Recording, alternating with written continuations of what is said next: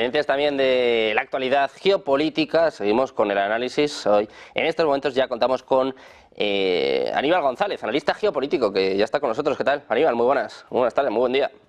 Buenas tardes, Sergio, gracias. Un placer tenerte de nuevo en un día de mucha actualidad, pendientes de, por supuesto, de Trump, de estos mensajes que está lanzando a Taiwán, también de China, ojo, porque ha suspendido las consultas sobre control de armas con Estados Unidos, y también pendientes de Rusia. Hoy palabras de Dmitry Medvedev, que dice que, bueno, que Ucrania nunca va a entrar en la OTAN y que en el caso en el que esto termine sucediendo, pues va a ser una declaración de guerra para Rusia. Muchos temas para hablar en los próximos minutos. Si te parece, empezamos hablando de China. Quiero preguntarte por este mensaje de Estados Unidos con Taiwán en el fondo, ¿no? Vemos que se incrementa la tensión también en un momento en el que China y Rusia están realizando ejercicios navales conjuntos. Sí. Hay que entender un poco también de que Estados Unidos, durante los últimos 20 años o más, se dedicó a abrir frentes de guerra en otras naciones, Medio Oriente todo, preocupado por implantar bien profundamente su hegemonía, y se olvidó un poco de ponerse al día con la tecnología. No nos olvidemos de que Estados Unidos en la década de los 90 tenía el 37% de la producción de los chips y microprocesadores, ¿no? 37% del mundo, del mundo. Hoy Estados Unidos no llega a cubrir el 12% de esa cantidad. O sea que Estados Unidos se olvidó por completo. Fue una irresponsabilidad por parte de Estados Unidos y también un poco errores que yo te comentaba el otro día, que Estados Unidos viene cometiendo ya desde hace mucho tiempo, nublada la mente, nublada la visión que tienen ellos con respecto a los poderes mundiales, ¿no? Entonces, esto ha llevado, lógicamente, a depender en extrema cantidad de Taiwán. Pero Taiwán, como está en este medio justamente en las provocaciones de Estados Unidos, que lo utiliza a Taiwán para poder tocarle el talón de Aquiles a China, geopolíticamente hablando, esto hace que no hace mucho, creo que fue en febrero de este año, si no me equivoco, en febrero de este año Biden otorgó 1.500 millones de dólares para construir una fábrica de chips informáticos. Creo que es en el estado de Nueva York. Y más atrás, en el año 2022 se habían otorgado ya una disposición de 52.000 millones para invertir, lógicamente que no en un año ni en dos, sino en un largo proceso, pero sí para 3 nuevas plantas de conductores, semiconductores y chips que utiliza tanto la Armada, tanto las fábricas de armamento, como así también las fábricas de útiles domésticos, ¿no? Eso es lo que, en cierta forma, y hay que decirlo también, China tiene su propia producción, aparte de conseguir o de comprar del exterior también de otras partes. Creo que son hoy China, Corea del Sur, Taiwán y Estados Unidos los productores de chips.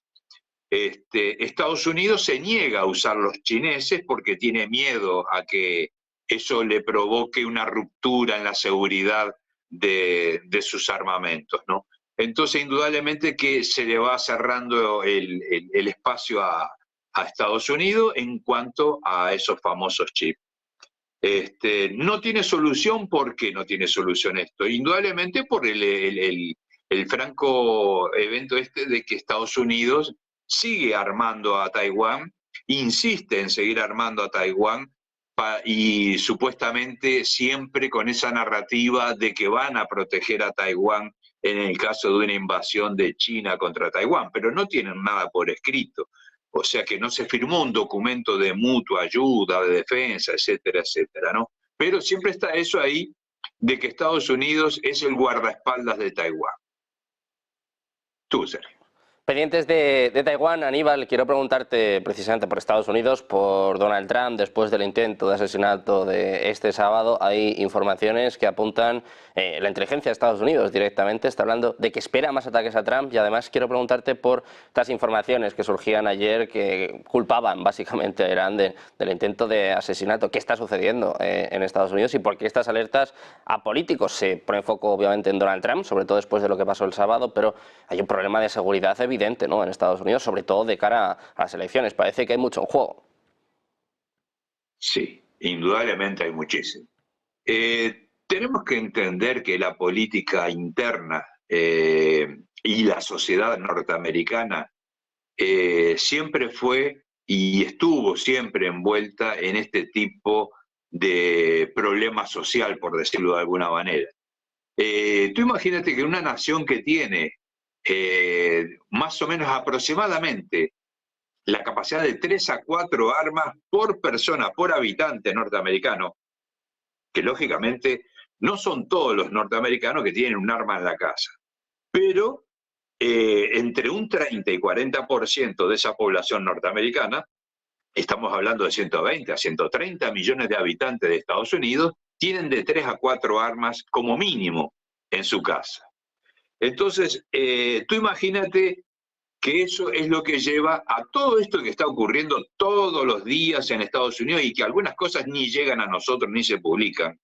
Se toma como problemas internos, como simple delincuencia, actitudes de delincuentes, más no son hechos aislados. No nos olvidemos de Columbine, de jóvenes que salen con un arma matando a diestra y siniestra sin tener un motivo profundo, una razón muy grande, más allá del bullying o de alguna otra cosa. Pero en este caso ya se venía hablando. Inclusive Biden lo había dicho, creo que una semana antes, había dicho de que había que ponerlo a Donald Trump en un algo, en un blanco, ¿no?, en la diana.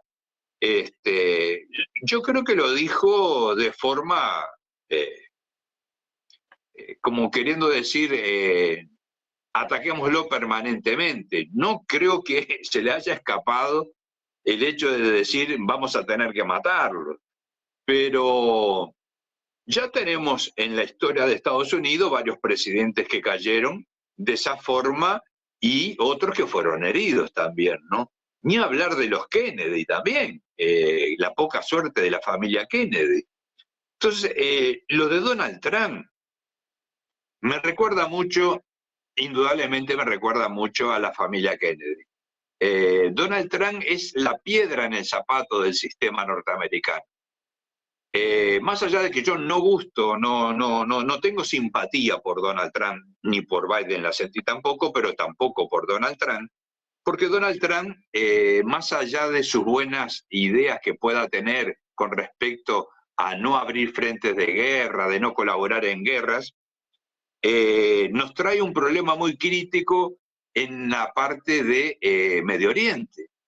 Donde más tenemos que pacificar es Medio Oriente, y él justamente en ese lado allí apoya 120% a el Estado sionista de Israel. Entonces, indudablemente que él podrá ayudar en algo a frenar el enfrentamiento entre Rusia y la OTAN en Ucrania, pero el tema que nos preocupa mucho por el genocidio que se está llevando a cabo en Medio Oriente, exactamente en Palestina, indudablemente que eso no se va a detener. Inclusive ahora, con este señor vicepresidente que acaba de convocar, indudablemente las aspiraciones o los deseos que teníamos de paz, de llegar a alguna negociación que le conservara en algo la existencia del Estado palestino, indudablemente se complica más, lamentablemente.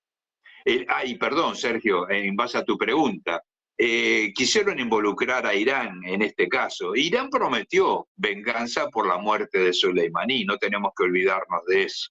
Pero en este caso en particular no fue Irán, no tuvo nada que ver Irán en este caso. Hay muchas cosas que no quedaron claras en este intento de magnicidio. Y a mí me dejaron muchas dudas. Yo soy investigador, Sergio, y indudablemente trabajé en este medio y te puedo asegurar que se cometieron errores muy graves en la parte del cuidado de la persona, de la vida de Donald Trump. Hubieron errores, se vieron perfectamente la poca profesionalidad que tenían algunos de los integrantes de los custodias de Donald Trump. Y por otro lado, no se puede tener en la mira a una persona que está armada apuntando hacia el candidato, indudablemente no se le autorice a hacer el disparo, por lo menos para inmovilizar esa amenaza. Eso es lo que nos está dejando un poco pensantes de que hay algo más atrás y no es de afuera, no es del exterior, es del interior, del Estado profundo norteamericano. Sergio, por favor. Bueno, pues pendientes precisamente de este intento de magnicidio. Quiero preguntarte también por lo que estamos hablando, ¿no? La tensión en Ucrania, la tensión entre Rusia y la OTAN. Hoy hablaba Dmitry Medvedev, expresidente ruso, no son cualquiera ni mucho menos, que hablaba precisamente de la entrada de Ucrania en la OTAN. Decía, bueno, pues que si es dentro de 10 años, que igual Ucrania ni existe, igual muchos de los altos cargos de la OTAN tampoco, pero básicamente venía a decir que si Ucrania entra en algún momento en la OTAN es como una declaración de guerra para Rusia. Por esto te quiero preguntar estas palabras de Medvedev, que dice que esto nunca va a ocurrir. Totalmente, eso no lo va a permitir nunca Rusia. Por eso estamos aquí, donde estamos, ¿no?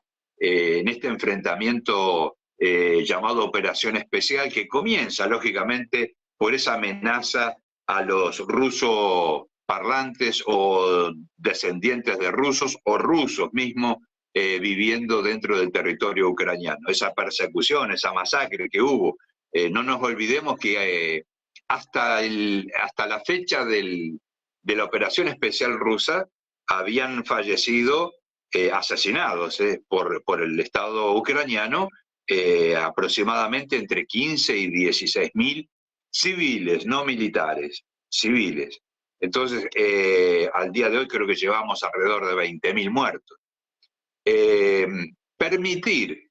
Permitir que de alguna manera se considere a Ucrania ser parte de la OTAN, yo no sé si lo dije el otro día, pero queda claro que Rusia, por más que tome posesión de algunos oblasts para expandir un poco esa frontera, para que no queden tan cerca de Moscú, no es suficiente.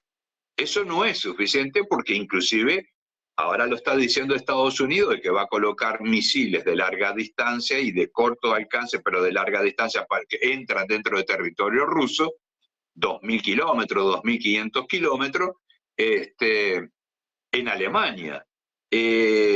Volvemos a lo mismo. ¿Qué pasa si Rusia le coloca misiles en Cuba, en Nicaragua o en Venezuela? Estados Unidos no va a querer tener una docena de misiles nucleares instalados allí en la puerta del fondo, como dicen ellos, de Estados Unidos.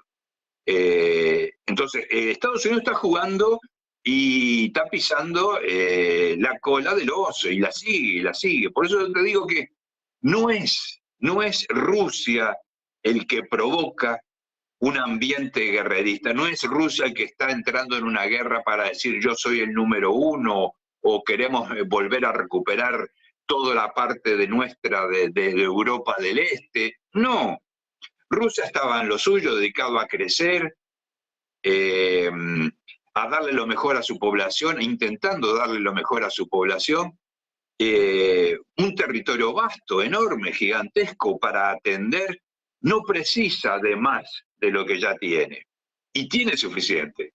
Ahora, que la OTAN utiliza el territorio ucraniano, al ejército ucraniano, las vidas ucranianas para enfrentar a Rusia, indudablemente eso ya todos lo tenemos bien claro. Acá no hay otro misterio. La intención de desgastar a Rusia ya es un cuento, ya. El hecho de desgastar, vamos a desgastarlo. Rusia cada vez fabrica más armamento y tiene más posibilidades todavía con la ayuda de Corea del Norte y de Irán. Entonces, Estados Unidos nos está empujando a todo, al mundo, está empujándolo, llevándolo, acorralándolo a una tercera guerra mundial, indudablemente. Yo creo que es a lo que vamos, porque cuando tú hieres una bestia, la bestia herida, tú siempre no sabes lo que va a hacer y siempre tiende a hacer lo peor, que es ir para adelante. Estados Unidos no se va a rendir, Estados Unidos no va a salir derrotado de Ucrania, Rusia tampoco. Entonces es ahí donde hay ese encuentro que puede ser fatal para Europa, fatal para Estados Unidos, indudablemente para Rusia y para todos nosotros, Sergio. Pendientes de esta nueva advertencia por parte de Rusia, de la tensión pues, cada vez mayor por parte de Estados Unidos. Hoy, por cierto, habla Sergei Lavrov, a eso de las 4, Consejo de Seguridad, a las 7:30, rueda de prensa que seguiremos en la señal de Negocios Televisión. Muchísimas gracias, Aníbal, por estar con nosotros. Un día más, un placer. Muchas gracias, muy buen día. Gracias a ustedes, que tengan muy buenas tardes. Igualmente.